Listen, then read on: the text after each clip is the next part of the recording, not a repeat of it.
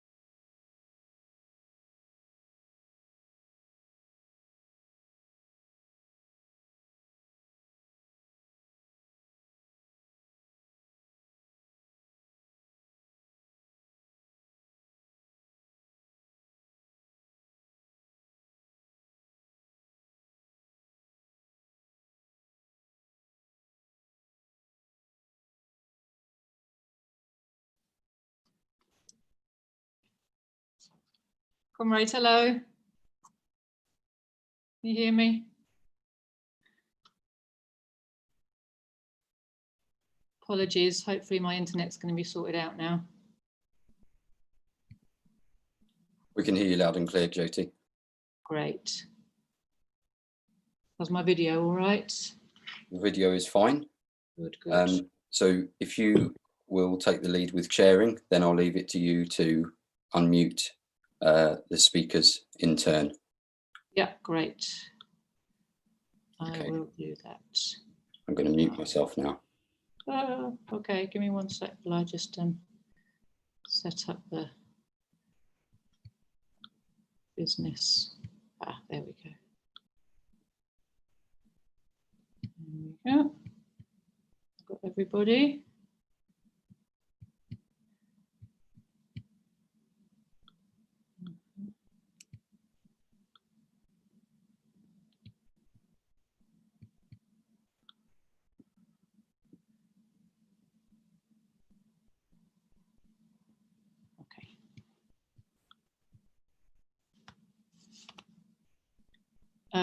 Rob, do you want to tell me when we should go live? It's 8 o'clock now. We're streaming, so you can begin. Great, thank you. Welcome, honoured guests, comrades and friends to tonight's meeting. We're marking this evening the 67th anniversary of the assault on the Moncada Barracks, which was led by Fidel Castro and his comrades on 26th of July, 1953. Although that attack was unsuccessful, Fidel gave one of his most famous speeches during the trial that followed it, a speech that has become known throughout the world from his closing words, "La historia me absolverá," history will absolve me. And how right he was proved to be. Fidel used that speech to expose the brutality of the military regime of Fulgencio Batista, who was ruling over the Cuban people at that time with an iron fist on behalf of his masters in the USA. He exposed the downtrodden existence of the Cuban people, and he championed not only their need, but also their right to fight for liberty and freedom by whatever means necessary. And in that trial, he also outlined 5 revolutionary laws that he would have proclaimed if the attack had been successful. And these were the first goals of the Cuban Revolution. These were to return power to the people, to give ownership of land to the tenants, to grant workers and employees the right to share the profits of large industry, to grant all the sugar planters the right to share the profits of sugar production, and to confiscate all holdings and ill-gotten gains of the previous regimes. And Fidel believed that half of the property that was thus recovered should be used to subsidize retirement funds for workers, and the other half should go towards setting up hospitals, asylums, and social organizations that would meet the needs of the poor. So these were the first basic demands of the Cuban revolutionary movement, which grew throughout the 1950s and resulted ultimately in the overthrow of Batista's regime on the 1st of January 1959, 5.5 years after the Moncada Barracks had lit the fire of revolution in Cuba. So Cuba and Cuban socialism have come a long way since then, in so many ways. I'm not going to enunciate them now. I'm going to hand over without further ado to our very special guest speaker, Ambassador Barbara Montalvo Alvarez of the Cuban Embassy in London. Ambassador, thank you so much for taking the time to be with us. We are very grateful for that. I'd ask you to unmute yourself if you can, and hand over to you. Thank you. Hi, everyone. First, I must apologize because I won't be able to participate until the end of this meeting due to imperative work commitments, as I have already explained to the organizers. Right now, the Cuban president is taking part in the 30th anniversary of the Sao Paulo Forum.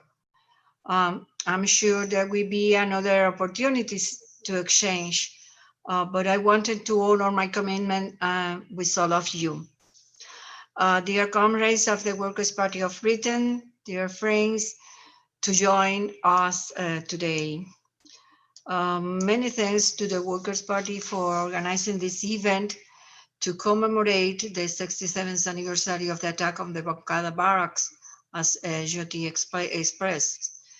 16 years ago, a group of 135 young men headed by Fidel Castro played a leading role in one of the most heroic and significant moments of our history, the attack of Moncada Barracks, the second most important military fortress in the country, with 1,000 soldiers. It took place in 1953, marking the centenary of the birth of our national hero, José Martí. In fact, 3 actions were taken simultaneously: the attack on Moncada Barracks and the occupation of Saturnino Lora Military Hospital in Santiago de Cuba, and the attack on Carlos Manuel de Céspedes Barracks in Bayamo. Moncada Barracks was selected because it was on the southern coast of that eastern province, near the sea and surrounded by mountains. The objective was to occupy the barracks, distribute the weapons among the population, and call on them to continue the fight from Sierra Maestra. The surprise factor was lost and the military action failed, but it had an extraordinary impact on the Cuban future. A period of armed fight started and only ended with the defeat of tyranny and the triumph of the revolution in January 1st, 1959.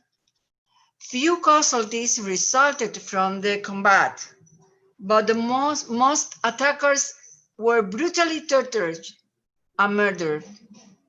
This action was the beginning of the last stage of the fight for our true independence, a single historic process initiated on October 10, 1866, with our independence war against Spanish colonialism resumed in 1895 under Jose Marti leadership. The victory of our heroic soldiers of the Liberation Army, which had defeated the Spanish army in the battlefield, the most powerful army during that period, was stolen by the US military intervention. They occupied our country, humiliated the Liberation Army, and imposed the mediated republic. But generations of Cubans continued fighting in several and diverse circumstances. Since then, all the temporary defeats, setbacks, and backward movements in the prolonged effort to be free once and for all were steps leading to the events that took place that July 26. In his defense, history will absolve me, as Joti mentioned, Fidel not only denounced murders, corruption, the severe crisis affecting all sectors of domestic life, but also listed the main postulates of the revolutionary program: agrarian reform, comprehensive educational reform, free health services for everyone, nationalization of properties owned by foreign monopolies, industrialization, and solidarity with the peoples of Latin America. And Fidel kept all his promises. What was Cuba in 1953? It was an underdeveloped country, monoproducer, exporting raw materials, with high rates of unemployment, infant mortality, and illiteracy, offering neither protection to workers nor essential health coverage to its population. And what is Cuba now? It is a developing country, moving forward despite exogenous factors hindering our efforts. We have a free health system accessible to the entire population, an infant mortality rate of 5 deaths per 1,000 live births, the lowest rate in Latin America, which ensures the immunization of its child population against 13 preventable diseases. We have a free education system, including special education, sports and artistic education, an unemployment rate of 1.2%, where more than 60% of the university graduates and more than 68% of the professional technical workforce are women, with a recognized scientific and biotechnical development protecting workers and the elderly. We have a country that does not apply neoliberal regimes and does not leave any of its citizens abandoned to their fate. Fidel declared that Jose Marti was the intellectual author of the Moncada, the man who founded a single party to lead the Second War of Independence, who united wills, a man of anti-imperialist and solidary thought. Marti taught us that without the unity of all Cubans, we would be defeated, and that one just principle from the depths of a cave is more powerful than an army. In Fidel, Martí had the best interpreter of his ideas. We have never renounced those anti-imperialist principles of national unity and solidarity. July 26 marks the day of the rebellion, of the national rebellion, to honor the heroes and martyrs of Moncada, who are a benchmark of courage and patriotism for current and future generations of Cubans. Thus, 165 young rebels multiplied, and today we are a cultured and determined people who do not accept surrender or defeat, capable of resisting and facing any challenge, which does not hesitate before the powerful enemy, which does not give what is left over, but shares what it has, and does not give up the dream to building a prosperous and sustainable socialist society. Since that morning on July 26, 1953, Cuba has been paying a very high price for its sovereignty in the face of an empire that today, like never, is displaying all its power to subdue us. But here we are, encouraged by the example of those who gave their lives, accompanied by the solidarity of millions of people around the world.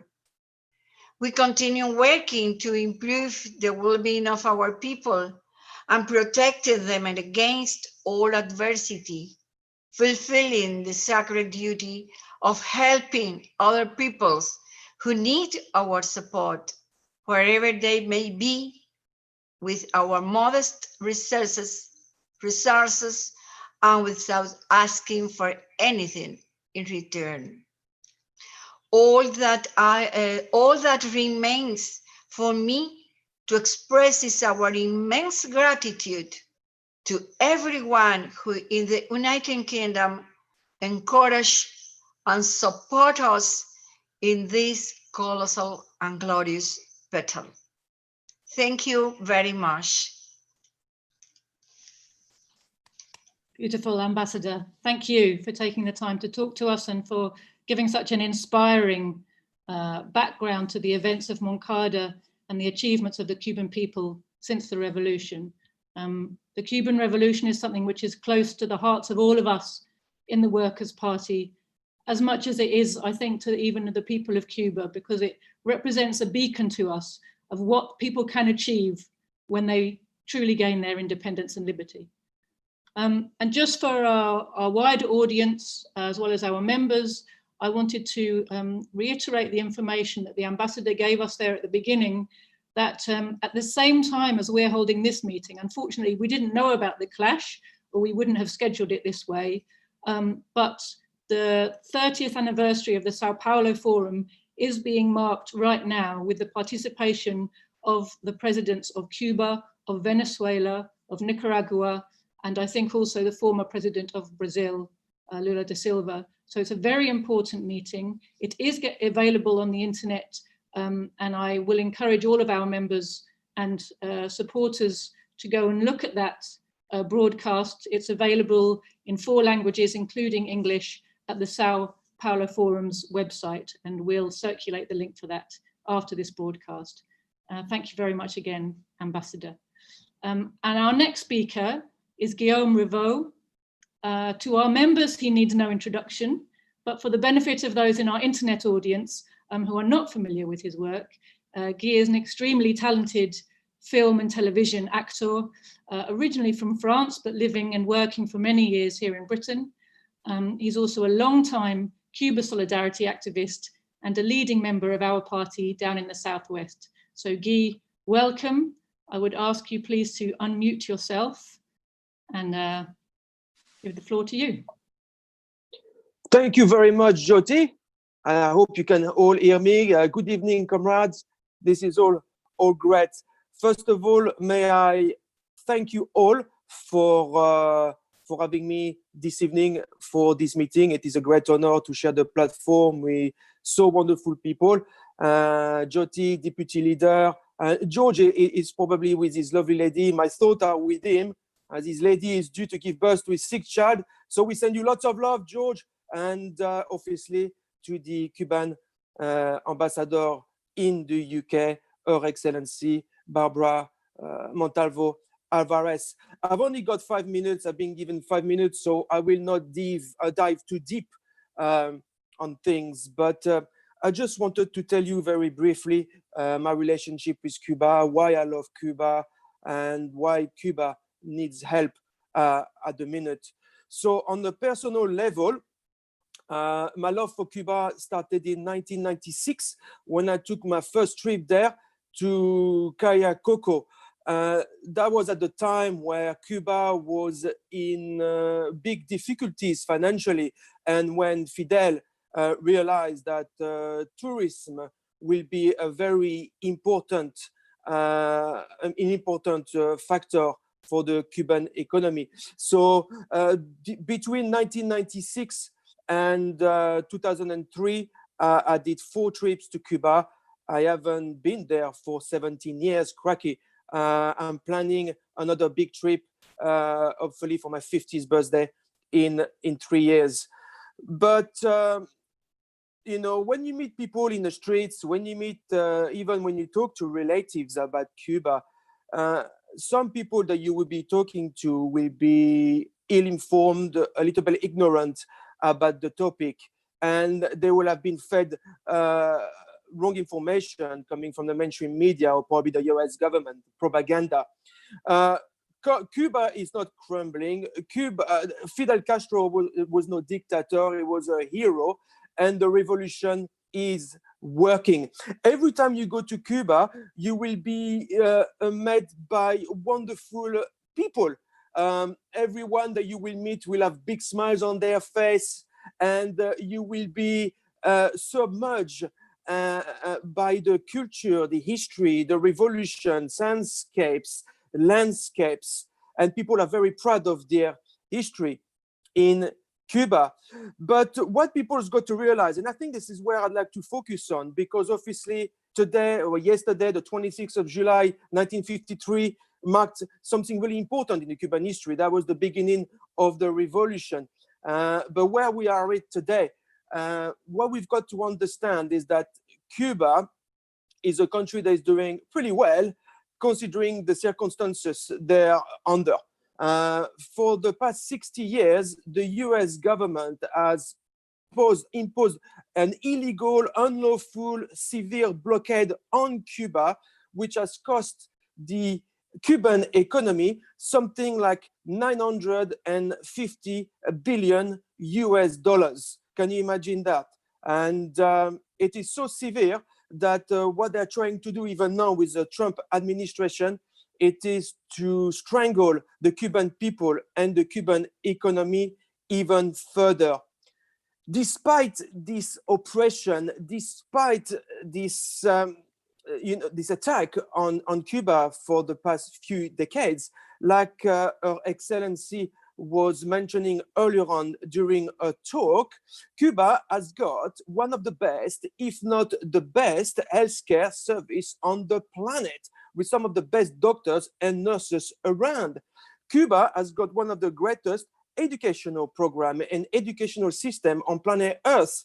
And not only that, culturally, it's probably one of the best in the world, with the music and the history and the culture and the paintings and so on.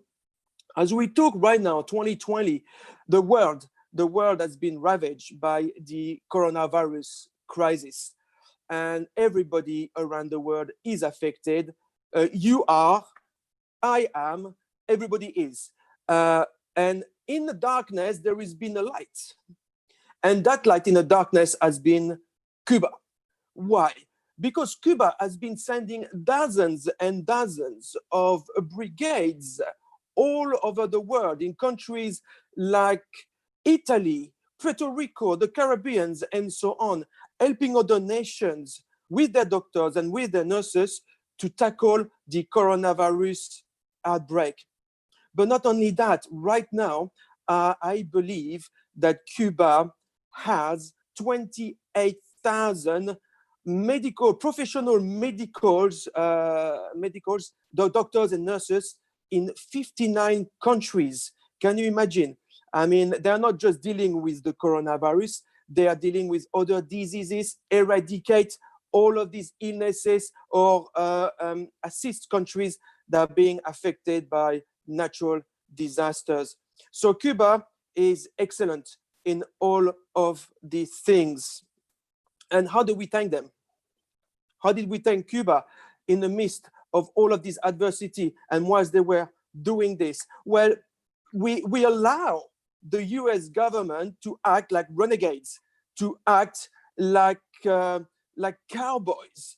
And the US government has been posing more sanctions on the Cuban government, strangling even more Cuban people. And not only that, we have allowed the US government to stop a shipment of PPE, ventilators, and testing kits coming from China to Cuba to help Cuba dealing with their own coronavirus crisis, when they've been dealing with this crisis all over the world, helping other nations to tackle and stop this disease.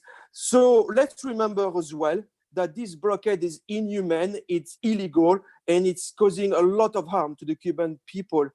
And in November last year, for people that don't know this, the UN General Assembly, for the 28th year in a row, condemned the US blockade.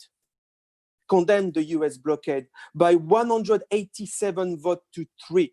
People's got to understand that 3 countries voted for the blockade. And these are the United States, Israel, and Brazil. So how can we allow the Trump of this world, the Borsellino, the Netanyahu, the cowboys of this world to act like they do and to punish countries like Cuba? Because Cuba is not the only country that's being punished by this US government. Actually, all the sanctions affect probably about 2 billion people around the world. So, we need to really stand with Cuba. And I'm just finishing with few facts and figures as well. I mean, Her Excellency gave few earlier on, but we celebrate the beginning of the Cuban Revolution, which started in 1953, and we look at it now, 2020. Despite what I've just told you, it might be a bit boring, but it's very important for you to know that the illegal blockade has cost the Cuban economy over 950 billion US dollars. That is a lot of money. But despite this, 53.2% of MPs in Cuba are women. This is the second highest number in the world, which is a great achievement. 35,000 students from 138 countries trained by Cuba Latin American School of Medicine since 1998. As an environmentalist, I love that next fact: 30% forest covered compared to pre-1959 figure of 11%. And I just finished with this one: 11 preventable diseases eradicated through vaccination programs. And I could go on, but Cuba is the light in the darkness around the world. So I'd like to finish with this, if I may. If you are interested about Cuba, if you'd like to learn more about Cuba, there are 3 ways that you can help Cuba. Number 1, join us at the Workers' Party. Why? Because we are the only socialist party in Britain that stand up for Cuba. We stand up for Palestine. We stand up for Venezuela. We stand up for socialism. So if you'd like to know a little bit more about Cuba, please join us. Also, there is another organization that you might want to support, in which I encourage you to support, and that is the Cuba Solidarity Campaign organization, which has been based in the UK for over 25 years. I've been a member myself.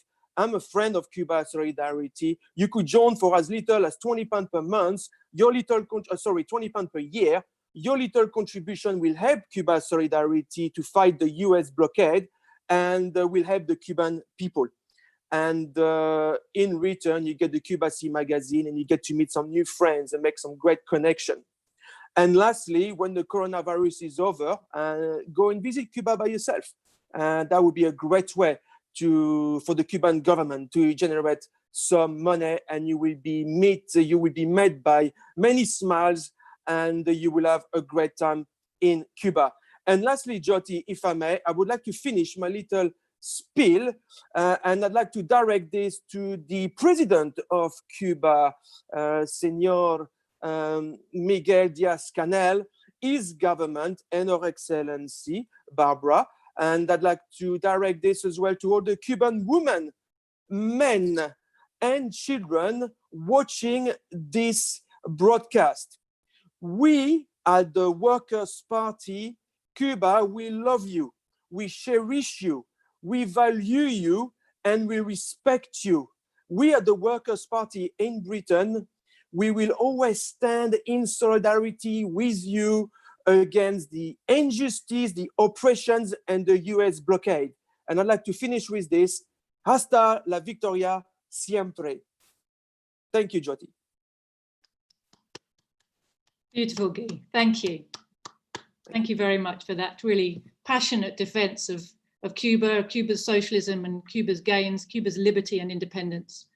There's a nice little comment in the chat here from one of our members, John Maxted, who says, Cuba stands as an example of what can be achieved when a people's revolution is carried through to its completion. And of course, that is exactly why the US and the imperialists hate Cuba, why they target Cuba, why they have been trying for 70 years to strangle Cuba. They are desperate to stop the threat of the good example that Cuba radiates to the world, and especially into Latin America. You know, the ambassador talked about how the Cubans have universal access to education, to healthcare, to culture, to employment, to the gains of women's liberation, the great care that's taken of the elderly and the disabled. Nobody left behind, she told us. The Cuban Revolution planted the flag of socialism in Latin America, and for that alone, the US cannot forgive it. You know, the sphere of its reign is tiny, but the sphere of its influence is enormous. And the US knows that. The US knows that while Cuba continues to offer these things to its people and to show that there is another way, the people of Latin America have a shining beacon towards which they march, and it gives them fire and spirit in their own resistance against imperialist oppression that just can't be put out. And that's why the US has always been desperate to crush tiny little Cuba, which has a temerity to have a socialist independent republic right on its doorstep. You know, when the US thinks it's in control of the world and considers and has considered for the last 200 years Latin America to be its backyard, its personal fiefdom, its sphere of influence, the idea that Cuba, just a few miles off its coast, should have the gall to be independent and socialist to boot is an insult that really rankles with Uncle Sam. You know, the enmity is not going to cease, and yet Cuba stands up against that enmity and survives. You know, Cuba was not expected to survive after the collapse of the socialist bloc, which had been, of course, its main support and trading partner. Cuba was given, you know, a few weeks at most. The Cuban people have shown they are absolutely determined to hold on to their socialism, no matter what the difficulties, because they see how much it has gained for them. You know, and the ambassador talked also about the anti-imperialist principles of unity and solidarity that Cuba stands for. And again, this inspires and gives great assistance to people all over the world. Cuba has, in its past, even sent military assistance to people fighting in Latin America, in the Congo, in Southwest Africa. These are serious and meaningful acts for such a small country. You know, Cuba's population is only 11 million. It's a very small population with which to do so much. Guy talked a little bit about what Cuba has been able to do by way of solidarity and assistance to people in the world during this current health crisis, during the COVID pandemic. And, you know, the actions of China, of Cuba, have really thrown into sharp relief the difference in priorities between the capitalist countries, and particularly the imperialist countries, and the socialist countries. You know, a people-oriented economy, and particularly with Cuba, you know, its focus on medicine and medical assistance is something which has been well known to the world for decades already.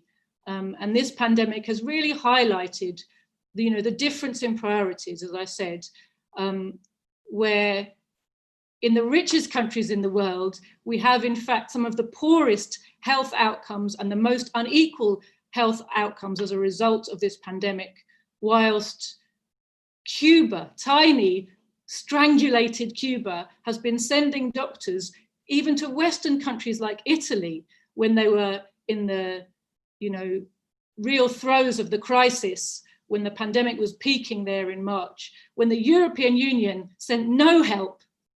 Cuba and China were sending doctors and supplies to help the Italian people to cope with the overwhelming of their health system.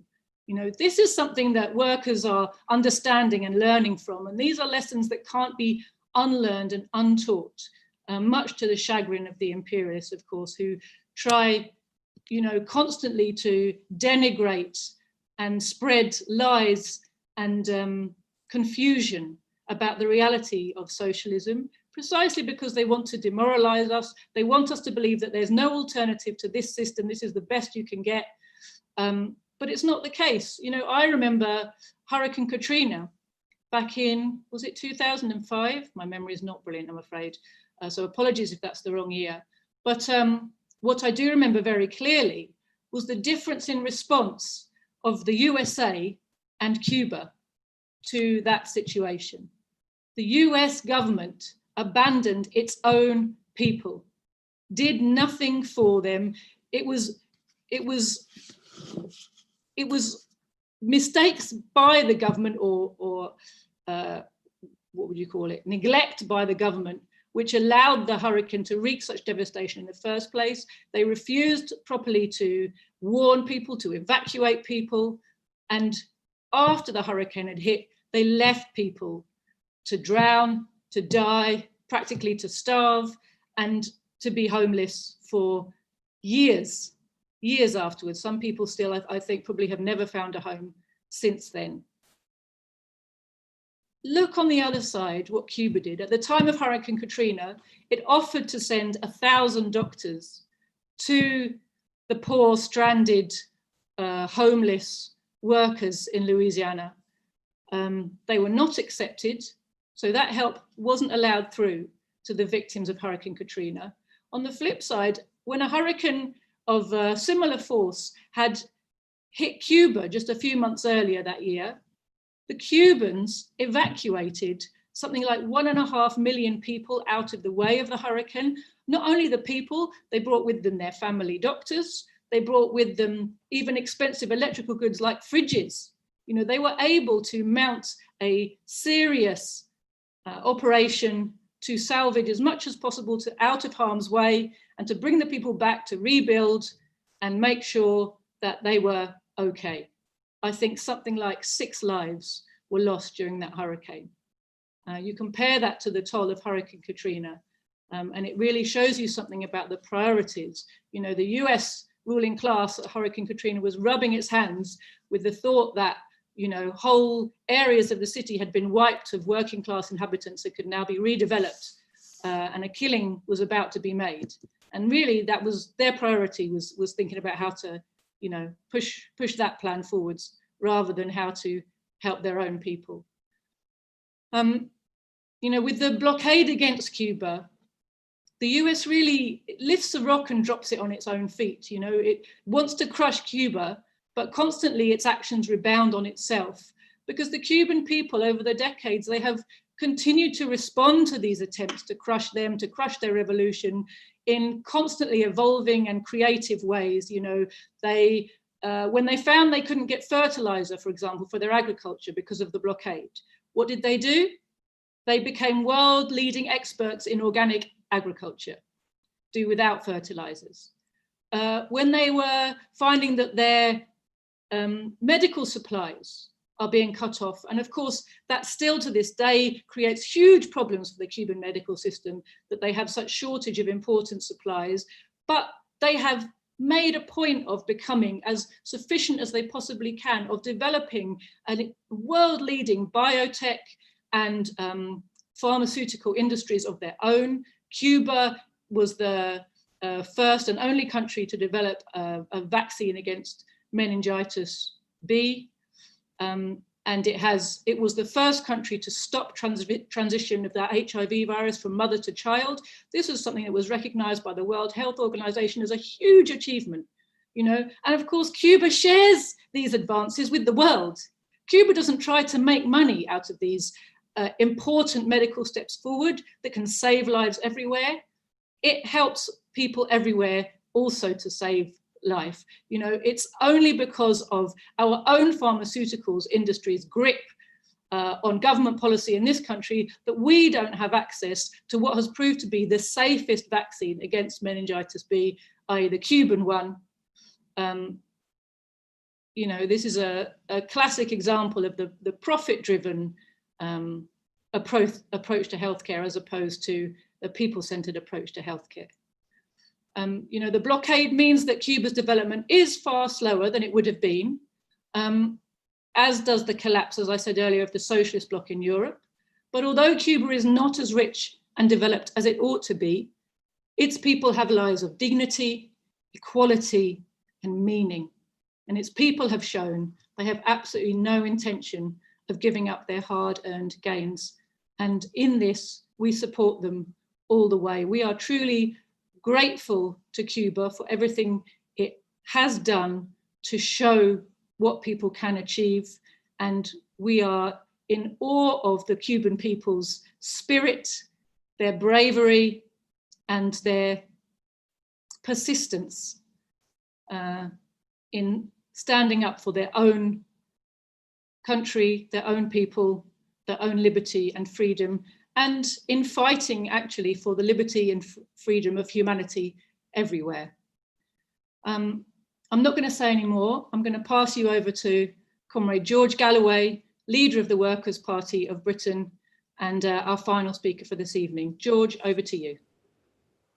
Well, Joti, and Your Excellency, Ambassador Barbara, the fantastic contributions that this meeting has already showcased, from yourself, Joti, as the deputy leader, from Gui Rivaud, one of our leaders, shows not just the strength and depth that the Workers' Party has developed in just 7 or perhaps 8 months, not even 8 months of our existence, but it shows the internationalism of the Workers' Party of Britain. We have absolutely rejected the idea that because you are determined to fight for the independence and sovereignty of your own country, that means you are turning your back on other countries.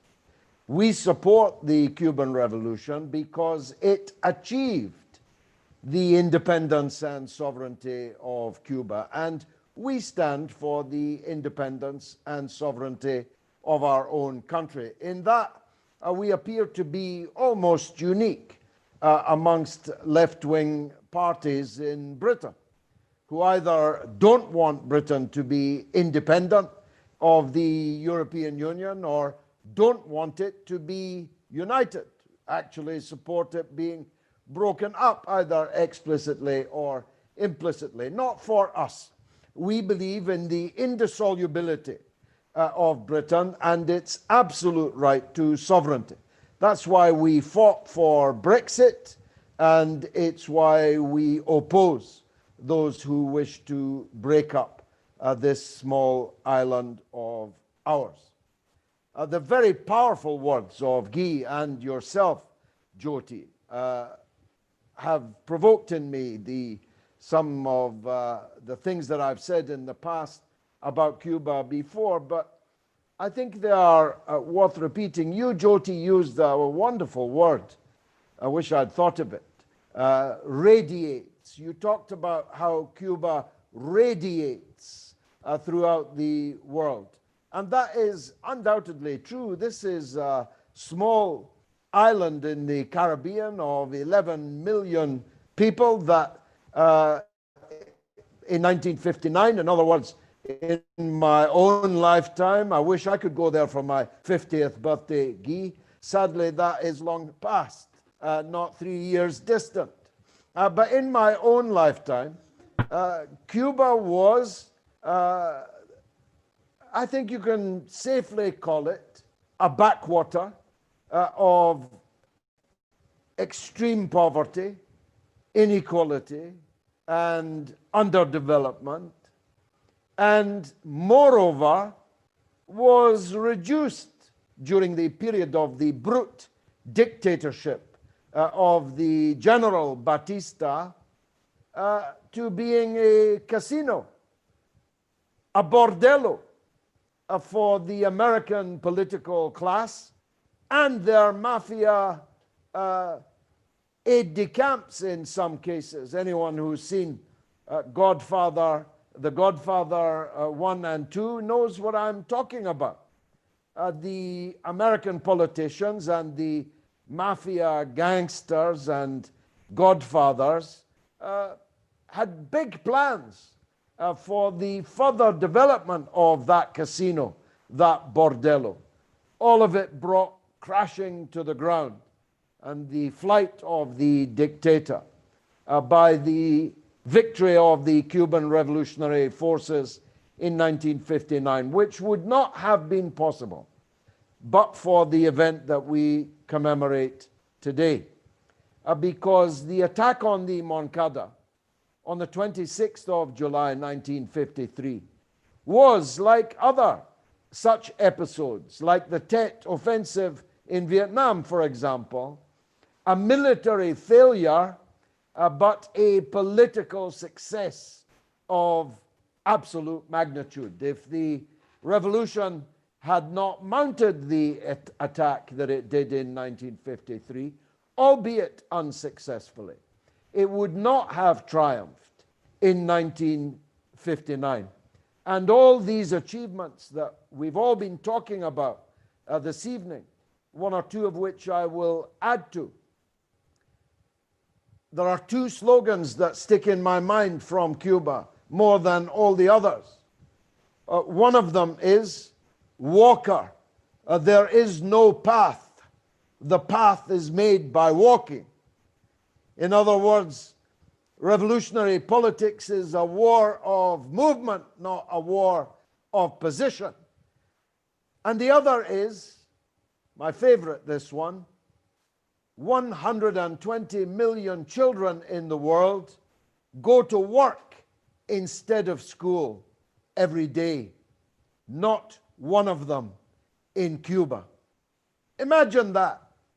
A poor, developing country where not one child does not go to school. Not one child goes to work instead of school. And every child goes to school not just free. I don't know if everybody knows this, Joti.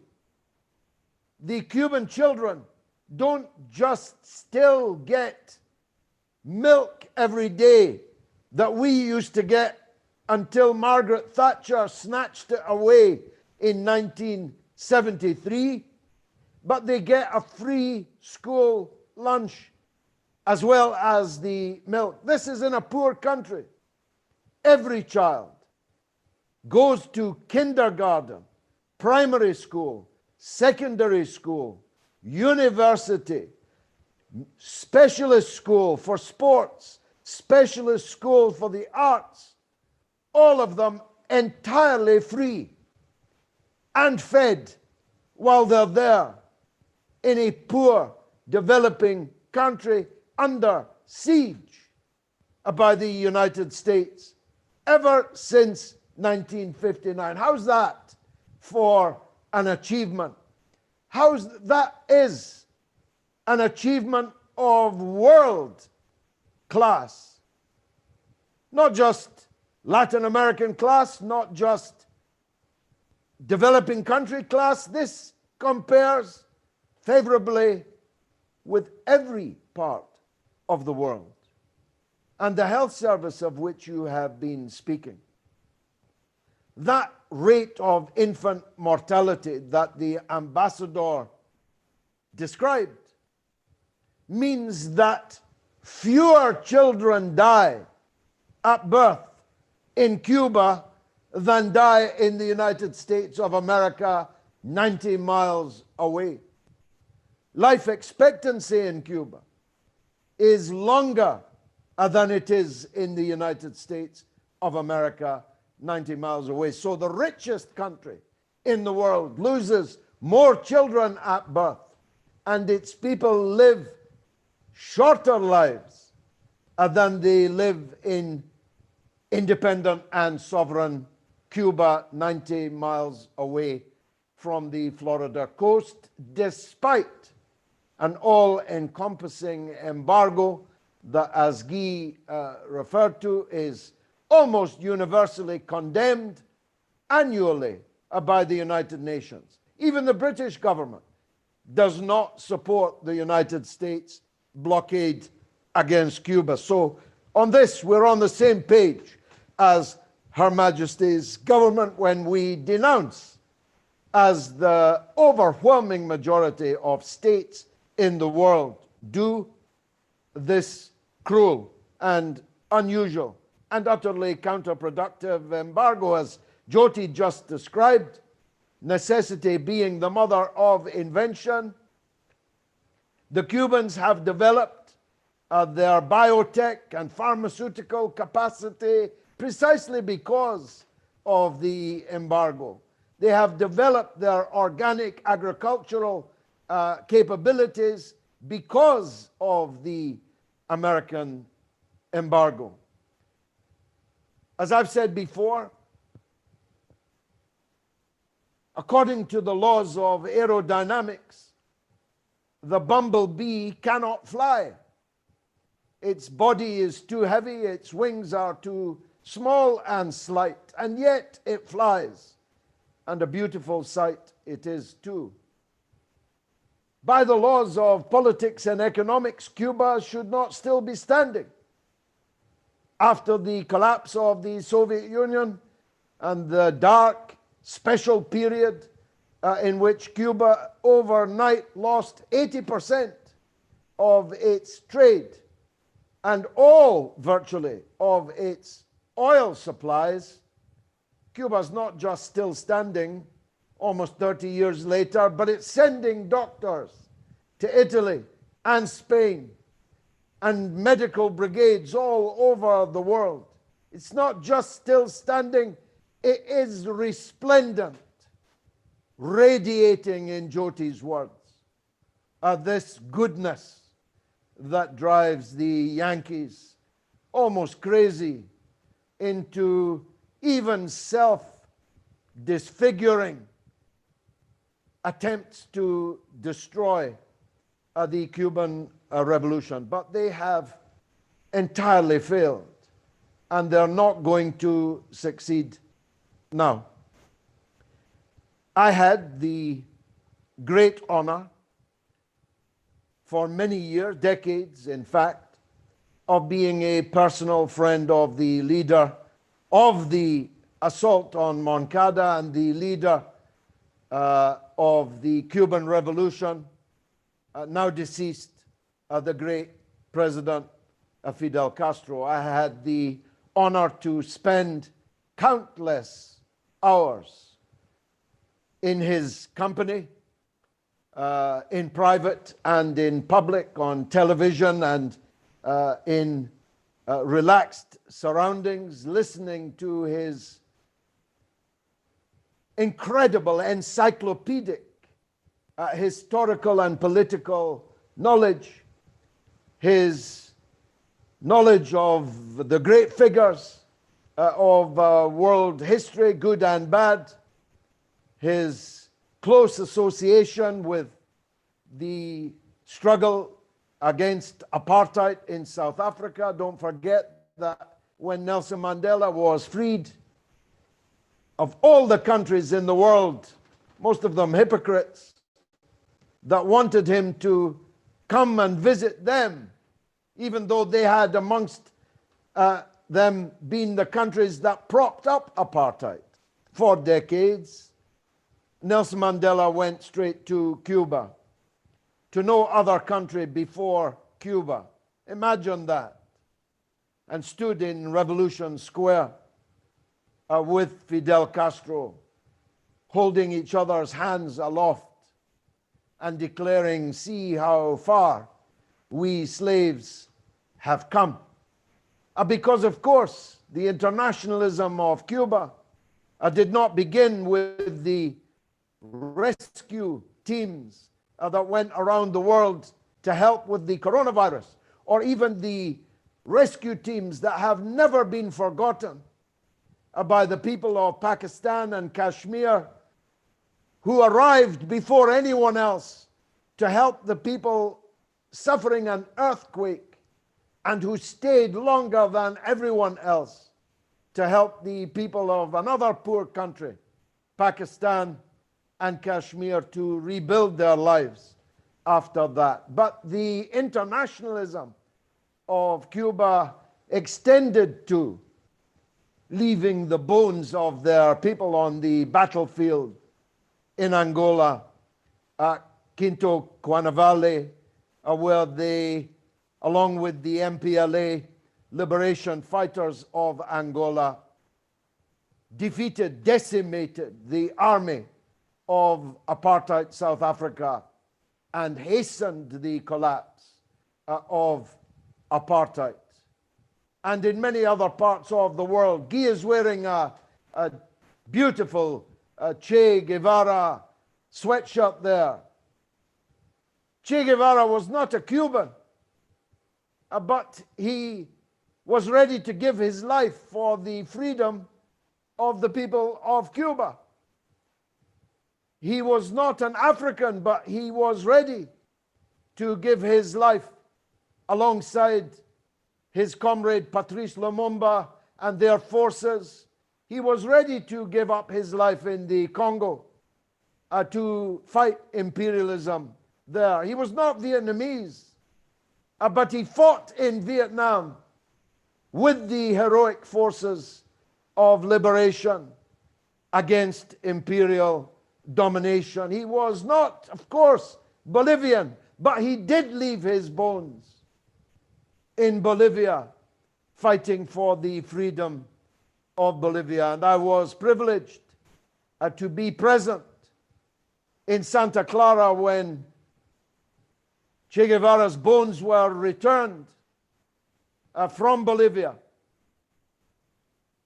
And Fidel Castro handed the casket to his daughter, Dr. Aleda Guevara, who promptly handed them back to Comandante Fidel and said, "These bones belong not to me, but to the people of Cuba." It was one of the most emotional moments of my life. I had the honor to be one of many biographers of Fidel Castro, and on the back page there, I hope you can see it, is my favorite photograph of all time. Fidel Castro was the greatest man I have ever met, and by a very long distance. Not more than once in 1,000 years does such a leader emerge. But he did not make the Cuban Revolution alone. Neither he and Che and Camilo and all the other leaders of the 26th July movement, they did not make this revolution alone. This revolution has been made by the Cuban people as a whole.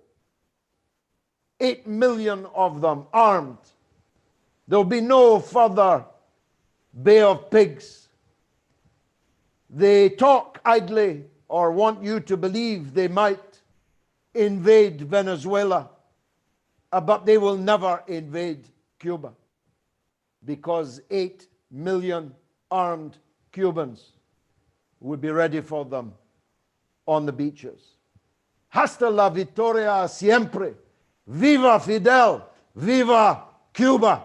Thank you very much for organizing this meeting, Joti. Thank you, George. That was beautiful, really inspiring.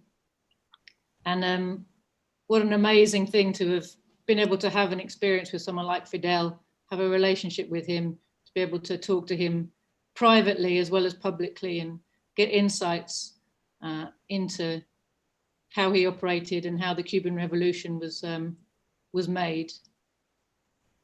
You know, the story of the Cuban Revolution reminds us, and particularly when George was talking, all the examples through all the decades of Cuba's internationalism, reminds us that our struggle, although it's based in our separate nations, we struggle where we are, but our struggle is a worldwide struggle.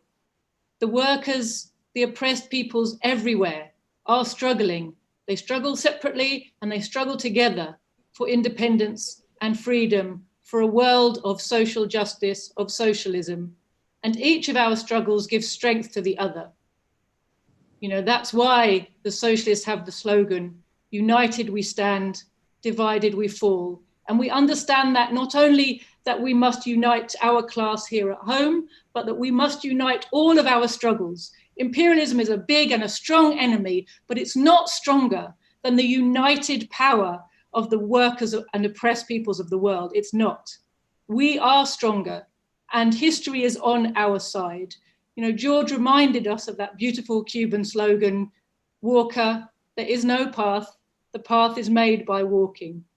We're forging a new world, and we don't know exactly how our struggle is going to pan out, you know, every moment by moment. We don't know exactly how or when socialism will come, where first, last, in what way, how will it develop in Britain, how will it develop in France? But we know that it is the right path. And we know if we keep walking, we will get there. And if we walk together, we'll get there quicker. We in the Workers' Party are trying to forge that path, the path that will take the workers of Britain towards socialism, towards freedom, towards liberty, the path the Cuban people have been on for the last 60 or more years, and the path that workers all over the world are coming to realize is the only way to get to where they need to get, the only way we're going to get lives of dignity, peace, freedom, equality, meaning, value, real human lives. So we encourage you, please join us, swell our ranks, help us build a real movement to build socialism back in Britain, to build a movement that's capable of fighting for and achieving socialism, so that we can get up off our knees, make our mark, not only in Britain, but in the world, as we are capable of doing once we get ourselves organized. Thank you very much for joining us. Please go to our website, Workers' Party of Britain, or workerspartybritain.org, and join up. Follow us on Twitter, Workers' Party GB, and Facebook the same. And we'll see you again very shortly. And thank you again to all our speakers for a wonderful meeting. Thank you.